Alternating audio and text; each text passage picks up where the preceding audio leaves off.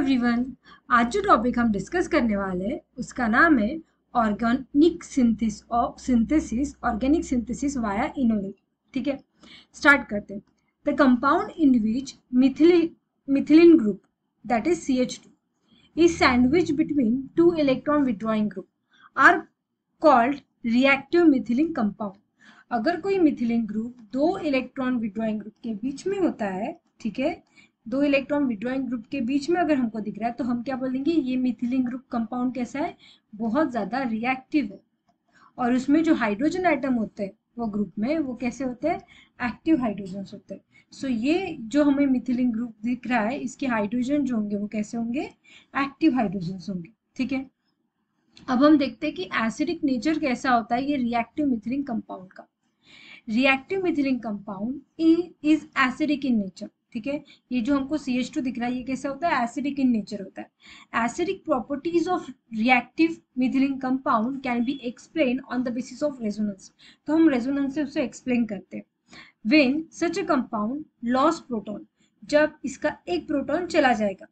अब जैसे एक प्रोटॉन कोई लेके चला जाएगा, कोई बेस लेके चला जाएगा, यहाँ क्या आ जाएगा, चार्ज, नेगेटिव चार्ज आ जाएगा। हम देख सकते हैं इस कार्बन पे नेगेटिव चार्ज आ गया। ठीक है, तो क्या फॉर्म हुआ है, कार्ब अनायन फॉर्म हुआ। ठीक है, since there are the two electron withdrawing group, हम देख सकते हैं ये भी इलेक्ट्रॉन विड्रॉइंग ग्रुप है और ये भी इलेक्ट्रॉन विड्रॉइंग ग्रुप है। ठीक है, they stabilize the carbanion by resonance. तो ये माइनस चार्ज को स्टेबलाइज करते हैं कैसे, तो थ्रू द रेजोनेंस, रेजोनेंस होता है उसमें। Hence, these compound have a tendency to lose proton। तो इस कंपाउंड की क्या टेंडेंसी होती है कि ये क्या करता है, ये compound active methylene group proton को लॉस कर पाता है। Alpha hydrogen atom is the hydrogen on carbon atom to alpha to the carbonyl group. ठीक है, ये हमारा कार्बोनिल ग्रुप है। इसके बाजू वाला कार्बन, मतलब ये क्या हो जाएगा, अल्फा कार्बन। और अल्फा कार्बन पे जो हाइड्रोजन है वो क्या हो जाएंगे, अल्फा हाइड्रोजन हो जाएंगे। ठीक है, they are acidic in nature. तो ये हाइड्रोजन कैसे होते हैं, एसिडिक इन नेचर होते हैं, due to electron withdrawing nature of carbonyl group. तो ये एसिडिक नेचर के क्यों बनते हैं, क्योंकि इनके आजू बाजू क्या है, इलेक्ट्रॉन विड्रॉइंग ग्रुप है। This hydrogen atom, as there are the two electron withdrawing group on the either side of this group, this hydrogen atom can remove in the form of H plus ion, so it is acidic in nature। ठीक है, ये H plus देता है अपने को, इसलिए हम बोलेंगे कि कैसा होता है, ये acidic in nature होता है। For example, resonance stabilized by acetone carbon ion can shown is the below। तो कैसा रेजोनेटिंग स्ट्रक्चर दिखने को मिलता है, तो हम देख सकते हैं इसने क्या किया, अपना नेगेटिव चार्ज इस कार्बन पे डाल दिया, जिसकी वजह से कार्बन ये डबल बॉन्ड ब्रेक हो गया और यहाँ माइनस चार्ज आ गया। ठीक है, तो हमको ये रेजोनेटिंग स्ट्रक्चर मिला। अगेन क्या होगा, ये ऑक्सीजन फिर से अपना डबल बॉन्ड करेगा। ठीक है, इसकी वजह से ये बॉन्ड ब्रेक हो जाएगा और ये बॉन्ड फिर से शिफ्ट हो जाएगा, तो हमको ये रेजोनेटिंग स्ट्रक्चर देखने को मिल रहा है। ठीक है, ये और ये, तो ये रेजोनेंस से क्या होता है, स्टेबलाइज होता है। ठीक है, अब इसके ये एग्जाम्पल्स हैं। अब हम क्या करेंगे, देखते हैं और एक एग्जांपल, इथिल एसिटोएसिटेट। हमारे पास ये एक्टिव कार्बन है। एक्टिव कार्बन क्या करेगा, एक प्रोटॉन को लॉस करेगा। एक प्रोटॉन लॉस होने के बाद यहाँ कार्बन आयन आ जाएगा।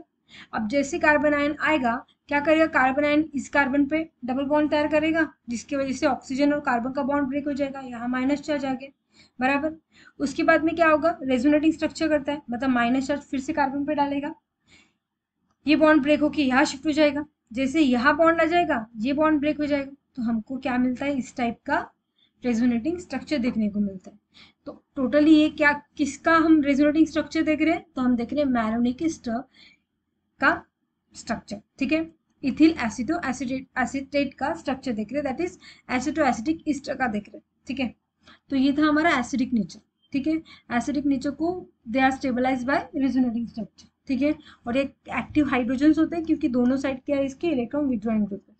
अब इसके बाद में हमको देखना है मैलोनिक एस्टर के बारे में, कि मैलोनिक एस्टर की प्रिपरेशन कैसी होती है, उसकी केमिकल रिएक्शंस कैसी होती है। ठीक है, ये पार्ट देखना है। तो मैलोनिक एस्टर ऐसे दिखता है, CH2 C double bond O C2H5 C double bond O O C2H5। ठीक है, इस टाइप का स्ट्रक्चर है इसका, CH2 C double bond O O C2H5 C double bond O O C2H5। ये स्ट्रक्चर है मैलोनिक एस्टर का। ठीक है, अब सबसे पहले हम देखते हैं प्रिपरेशन कैसे करेंगे। हमारे पास है एसिटिक एसिड। अब एसिटिक एसिड को हम ऐसे लिख सकते हैं CH3 C double bond O OH बराबर। अब ये जो CH3 है उसको हम ऐसे भी लिख सकते हैं CH2 और एक हाइड्रोजन यहाँ CH3 है। क्या करेंगे, जब Cl2 पास करेंगे दैट इज Cl, तो ये और ये बाहर निकल जाएगा दैट इज HCl। तो ये Cl जो है यहाँ अटैच हो जाएगा, तो हमको मिलेगा मोनोक्लोरो एसिटिक एसिड मिल गया। अब नेक्स्ट केस में क्या करेंगे, ये जो मोनोक्लोरो एसिटिक एसिड है, ठीक है, इसको ड्रॉ कर लेते हैं मोनोक्लोरो एसिटिक एसिड को। तो हमको क्या मिलेगा, यहाँ मिलेगा हमें Cl। ठीक है, अब हम रिएक्ट करेंगे इसको Na2CO3 के साथ, तो हमको मिला सोडियम। ये क्या करता है, इसको एब्स्ट्रैक्ट करता है, ये कंपाउंड इसको इस प्रोटॉन को निकाल देता है, जिसकी वजह से हमको क्या मिलता है Cl CH2 C double bond O ONA compound मिलता है बराबर। अब क्या हो गया, इसके बाद में हम डालेंगे उसमें sodium cyanide plus Cn minus. क्या करेगा ये, तो ये NaCl बाहर निकाल देगा और यहाँ आप क्या हो गया Cl अटैच हो गया बराबर। सो सिंपल है, यहाँ क्या हो गया हमारा Cn आ गया Cl की जगह, क्योंकि NaCl बाहर निकल गया। ठीक है, अब उसके बाद में क्या है, सोडियम साइनो एसीटेट हमको मिला।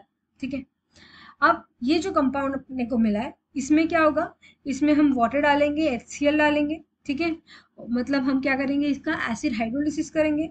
एसिड हाइड्रोलिसिस करने के बाद यहाँ क्या आ जाता है, एसिड आ जाता है, तो हमको मिलता है malonic acid.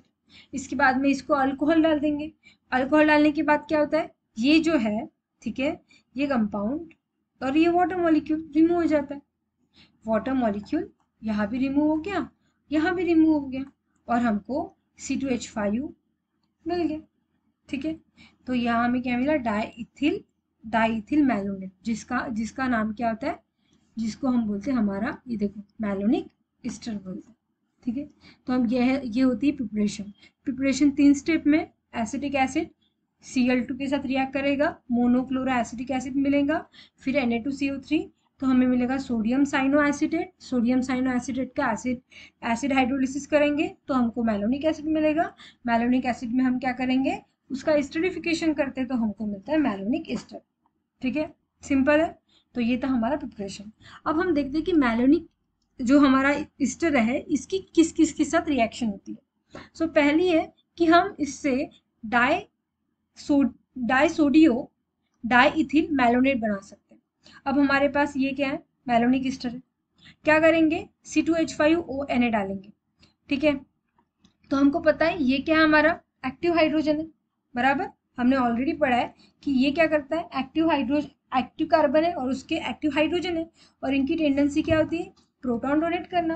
Proton easily donate कर पाते हैं, तो ये क्या करेंगे, अब हमारा ये जो है C2H5ONA माइनस है और Na प्लस है, तो ये जो बेस है हमारा, ये क्या करेगा, इस प्रोटॉन को एब्स्ट्रैक्ट करेगा। जैसे एक प्रोटॉन चला गया तो एक हाइड्रोजन तो बचेगा, एक हाइड्रोजन बच गया कार्बन पे, और यहाँ क्या आ गया, सोडियम आ गया। समझा। नेक्स्ट इसमें क्या हो जाएगा, अगेन हमारा जो सोडियम इथॉक्साइड है वो रिएक्ट करेगा, और क्या करेगा, यहाँ माइनस और यहाँ प्लस, तो ये वाला प्रोटॉन को एब्स्ट्रैक्ट कर लेगा, और यहाँ इसकी जगह क्या लगेगा, सोडियम, तो डाइसोडियम डाइइथिल मैलोनेट मिल गया। सिंपल प्रिपरेशन है। इसके बाद में हम देखते हैं preparation of dialkyl diethyl malonate कैसे मिलता है हमको। हाँ, तो हमको ये डाई अल्किल देखना है इसका। तो हमारे पास मैलोनिक एस्टर है, ठीक है, C2H5ONA के साथ रिएक्ट करेगा तो यहाँ सोडियम आ जाएगा, क्योंकि एक प्रोटॉन के एब्स्ट्रैक्ट करता है। ठीक है, कर लिया इसने। अब इसके बाद में हम क्या करेंगे, इसकी रिएक्शन करेंगे अल्किल हैलाइड के साथ। अल्किल हैलाइड में भी R प्लस X माइनस है, क्या करेगा, ये प्रोटॉन को क्या होगा, इसमें NaX बाहर निकल जाएगा। ठीक है, NaX जो होगा वो बाहर निकल जाएगा बराबर। सो NaX बाहर निकल गया तो उसकी जगह क्या आ गया, यहाँ R आ गया। फिर से हम क्या करेंगे, सोडियम इथॉक्साइड के साथ रिएक्ट करेंगे तो यही प्रोटॉन एब्स्ट्रैक्ट करेगा। जैसे ये प्रोटॉन यहाँ सोडियम लगा, फिर से अल्किल हैलाइड के साथ रिएक्ट करेंगे तो NaX बाहर निकल जाएगा और RR ग्रुप। सो हमको क्या मिला, di alkyl di ethyl malonate. तो ये रिएक्शन क्यों हो रही है, क्योंकि ये इनोलेट है। जैसे हाइड्रोजन निकल गया तो जो हमको रेजोनेटिंग स्ट्रक्चर मिलता है वो क्या होता है, उसको ही हम बोलते हैं इनोलेट। तो इनोलेट की रिएक्शंस देख रहे हैं कि इनोलेट एक बार फॉर्म हो गया तो हम उससे क्या क्या बना सकते हैं। ठीक है, नेक्स्ट रिएक्शन देखते हम कि मोनोकार्बोक्सिलिक एसिड भी हम बना सकते हैं। जैसे एसिटिक एसिड बना सकते हैं किससे, मैलोनिक ईस्टर से।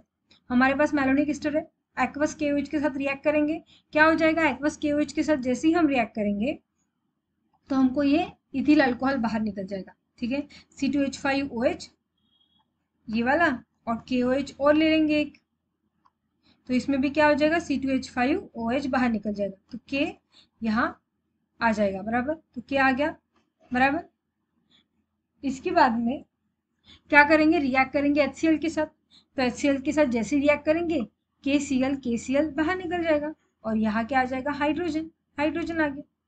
अगेन हम हिट करेंगे तो इसमें से क्या हो जाएगा, CO2 बाहर निकल जाएगा, ये हाइड्रोजन यहाँ चला जाएगा तो हमको मिलेगा एसिटिक एसिड।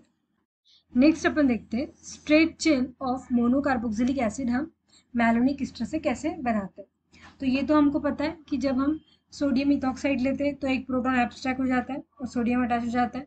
फिर हम अल्किल हैलाइड के साथ रिएक्ट करते हैं तो NaX बाहर निकल के यहाँ अल्किल ग्रुप अटैच हो जाता है सोडियम की जगह। अब हम क्या करेंगे, नेक्स्ट में KOH के साथ रिएक्ट करेंगे, हाइड्रोलिसिस करेंगे तो हमको क्या मिलेगा, इथिल अल्कोहल बाहर मिल जाएगा और यहाँ क्या हो जाएगा, पोटेशियम ऐड हो जाएगा। फिर हम क्या करेंगे, HCl के साथ रिएक्ट करेंगे तो KCl बाहर निकल जाएगा, हाइड्रोजन मिल जाएगा यहाँ। ठीक है, इसके बाद में हम क्या करेंगे, इसको करेंगे हीट। जैसे हमने इसको हीट किया ये हाइड्रोजन चला गया यहाँ, तो हमको क्या मिला, मोनोकार्बोक्सिलिक एसिड। ठीक है, एक कार्बोक्सिलिक एसिड वाला कंपाउंड मिला। अब हम इसकी भी रिएक्शन देखते हैं। जैसे हमको अगर बनाना हो प्रोपियोनिक एसिड, ठीक है, तो हम क्या करेंगे, तो पहले सोडियम इथॉक्साइड के साथ रिएक्ट करेंगे तो सोडियम मिलेगा। फिर हमको क्या करना है, पहले तो हमको काउंट करने कार्बन। ठीक है, तो हम क्या करेंगे, सबसे पहले यहाँ डालेंगे मिथिल ब्रोमाइड। ठीक है, जैसे हमने मिथिल ब्रोमाइड डाला तो यहाँ मिथिल ग्रुप अटैच हो गया। ठीक है, और NaBr बाहर निकल गया। उसके बाद में KOH के साथ रिएक्ट करेंगे तो यहाँ आ जाएगा पोटेशियम पोटेशियम, फिर HCl के साथ तो यहाँ हाइड्रोजन हाइड्रोजन आ जाएगा। हीट करेंगे तो CO2 रिमूव हो जाएगा, मतलब एक कार्बन रिमूव हो जाता है। तो टोटल कितने बचे यहाँ, 1 2 3 बराबर, प्रोपियोनिक एसिड, और एक CO2 बाहर निकल गया बराबर। नेक्स्ट हमको क्या बनाना है, हमको बनाना है ब्यूटेरिक एसिड। तो हमको पता है कि एक CO2 तो निकल जाता है। ठीक है, तो हम ऐसा क्या ले अपने ये कंपाउंड में, ठीक है, वो हमको देखना है। तो हमको पता है कि ये कार्बन इसका तो CO2 में निकल जाता है, मतलब ये एक कार्बन और एक कार्बन, दो ही कार्बन बचते हैं। तो हमको कितने कार्बन और ऐड करने पड़ेंगे, 2 कार्बन ऐड करने पड़ेंगे बराबर। पहले हम क्या करेंगे, सोडियम इथॉक्साइड के साथ रिएक्ट करेंगे तो यहाँ सोडियम आ जाएगा। फिर हम क्या करेंगे, यहाँ लेंगे हम इथिल, मतलब 2 कार्बन वाला कंपाउंड, तब जाके हमको ब्यूटेरिक एसिड मिलेगा। तो हमने यहाँ क्या लिया, इथिल आयोडाइड लिया, तो हमें क्या मिला, यहाँ NaI बाहर मिल गया। ठीक है, फिर हम KOH के साथ रिएक्ट करेंगे तो यहाँ पोटेशियम आ जाएगा। HCl के साथ रिएक्ट करेंगे तो यहाँ आ जाएगा क्या, KCl, ट्वाइस ऑफ KCl आ जाएगा। ठीक है, फिर हम क्या करेंगे, इसको हीट करेंगे तो CO2 रिमूव हो जाएगा। जैसे CO2 रिमूव हो जाएगा यहाँ हाइड्रोजन आ जाएगा और हमको क्या मिलेगा, तो हमको जो कंपाउंड मिलता है C2H5CH2COOH ब्यूटेरिक एसिड। नेक्स्ट है यहाँ एन वैलेनरिक एसिड। ठीक है, मतलब 5 कार्बन वाला बनाना है हमको। तो हम क्या करेंगे, यहाँ 3 कार्बन वाला अटैच करेंगे। क्या करेंगे, यहाँ प्रोपिल ब्रोमाइड अटैक करेंगे। तो पहले हम सोडियम इथॉक्साइड के साथ रिएक्ट करेंगे, यहाँ सोडियम आ जाएगा। फिर इथिल ब्रोमाइड के साथ रिएक्ट करेंगे तो यहाँ इथिल ग्रुप आ जाएगा, सॉरी प्रोपिल ग्रुप आ जाएगा। फिर KOH के साथ रिएक्ट करेंगे तो इसकी जगह सोडियम आ जाएगा, सॉरी पोटेशियम आ जाएगा। पोटेशियम के साथ HCl रिएक्ट करेगा तो KCl बाहर निकल गया, हाइड्रोजन आ जाएगा। फिर हीट करना है, CO2 रिमूव करना है तो हमको मिलेगा एन वैलेनरिक एसिड। सेम प्रोसेस है सब में। ठीक है, अगर हमको बनाना है ब्रांच मोनोकार्बोक्सिलिक एसिड तो क्या करेंगे, ठीक है, उसकी प्रिपरेशन देखते हैं। सबसे पहले हम देखते हैं डाई मिथिल एसिटिक एसिड की प्रिपरेशन कैसे होगी। तो हमारा मैलोनिक ईस्टर है हमारे पास, सोडियम इथॉक्साइड के साथ रिएक्ट करेगा, तो यहाँ सोडियम आ गया हमारा। इसके बाद में हम क्या करेंगे, इथिल आयोडाइड के साथ रिएक्ट करेंगे, तो यहाँ इथिल ग्रुप आ गया, NaI बाहर निकल गया। ठीक है, अगेन हम क्या करेंगे, सोडियम इथॉक्साइड के साथ रिएक्ट करेंगे, तो ये जो हाइड्रोजन था ये सोडियम ले लेगा, बराबर, सोडियम ने ले लिया। फिर से हम क्या करेंगे, CH3I के साथ रिएक्ट करेंगे, तो यहाँ आ जाएगा हमारा CH3। ठीक है, तो जैसे CH3 आ गया, या दोनों पोजीशन ले ली इसने, मतलब डायल्किल आ गया ग्रुप, बराबर। फिर KOH के साथ रिएक्ट करेंगे, तो यहाँ आ जाएगा पोटेशियम पोटेशियम। फिर HCl के साथ रिएक्ट करेंगे, तो यहाँ आ जाएगा हमारा हाइड्रोजन, यहाँ भी हाइड्रोजन। जैसे हाइड्रोजन आ जाएगा, CO2 के साथ क्या हीट करेंगे, तो CO2 रिमूव हो जाएगा, तो हमको मिलेगा डाइमिथिल एसिटिक एसिड। सिंपल रिएक्शन है, सेम प्रोसेस है सब में। नेक्स्ट है प्रिपरेशन ऑफ 2-मिथिल ब्यूटानिक एसिड। ठीक है, तो क्या करते हैं, हम मैलोनिक एस्टर लेते हैं, C2H5ONA, तो एक प्रोटॉन की जगह सोडियम चला जाता है, फिर CH3 आए तो सोडियम की जगह CH3 चला जाएगा, फिर से C2H5ONA, तो यहाँ जो प्रोटॉन है यहाँ सोडियम आ जाएगा। देन हम डालेंगे उसमें C2H5 आयोडीन। ठीक है, क्योंकि हमको यहाँ क्या बनाना है, 2-मिथिल ब्यूटानिक एसिड बनाना है। ठीक है, फिर नेक्स्ट में क्या हो जाएगा, यहाँ C2H5 आ जाएगा। नेक्स्ट हम क्या करते हैं, KOH डालते हैं, तो इसकी जगह पोटेशियम आ जाएगा। फिर HCl डालते हैं, तो HCl हीट करेंगे तो CO2 रिमूव हो जाएगा, and we got two methyl butanoic acid. मिल गया, तो ये हमारा 2-मिथिल और ये हमारा ब्यूटानिक एसिड। सिंपल है। नेक्स्ट है preparation of diethyl acetic acid. Malonic ester, C2H5ONA, sodium आ गया, C2H5O यहाँ चला गया।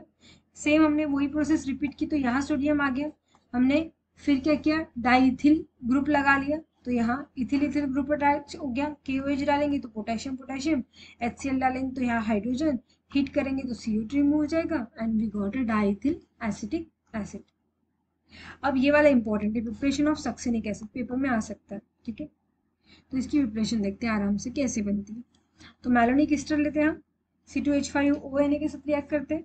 ये क्या करता है, एक हाइड्रोजन एब्स्ट्रैक्ट करके सोडियम चला जाता है यहाँ, सोडियम के साथ। अब हम क्या करेंगे, इसमें ये इंपॉर्टेंट है, हमने क्या लिया इसमें, इसमें हमने लिया मोनोक्लोरोइथिल एसीटेट। क्या लिया, मोनोक्लोरोइथिल एसीटेट लिया, बराबर। तो जैसे हम ये वाला कंपाउंड लेते हैं तो हमें क्या मिलेगा, हमें मिलेगा NaCl बाहर, और ये एंटायर ग्रुप जो है ये यहाँ अटैच हो गया, इसकी जगह हो गया। बाकी ये तो वैसे के वैसे ही था, पर सोडियम की जगह अब ये वाला एंटायर ग्रुप अटैच हो गया। फिर KOH के साथ रिएक्ट करेंगे, तो KOH इसको भी लेके जाएंगे और इसको भी लेके जाएगा, लेके चला गया। HCl के साथ रिएक्ट करेंगे तो यहाँ भी हाइड्रोजन, यहाँ भी हाइड्रोजन। उसके बाद में लास्ट में क्या करना है, CO हीट करेंगे तो CO2 रिमूव हो जाएगा, तो यहाँ से एक CO2 रिमूव हो गया, so we got a succinic acid. Next है एडिपिक एसिड, इसकी भी प्रिपरेशन आ सकती है पेपर में, सक्सेनिक एसिड की, एडिपिक एसिड की आती है। ठीक है, सो हमारे पास मैलोनिक एस्टर है, सोडियम एसीटेट के साथ रिएक्ट करेंगे, तो ये एक्टिव हाइड्रोजन है, सोडियम सोडियम यहाँ चला जाएगा। ठीक है, सोडियम जैसे चला गया, क्या करेंगे हम, further treated with the ethyl bromide. ठीक है, अब हमने इसकी रिएक्शन जो है उसकी रिएक्शन करी इथिलीन ब्रोमाइड के साथ, किसके साथ, इथिलीन ब्रोमाइड के साथ रिएक्शन करी हमने। सो हमको यहाँ क्या मिला, यहाँ हमने 2 NaBr लिया। क्या लिया, 2 NaBr, मतलब हमने इसको दोनों सोडियम इसके निकाल दिए। ठीक है, सो दोनों सोडियम निकल जाएंगे और ये वाला ग्रुप जो है वो अटैच हो जाएगा।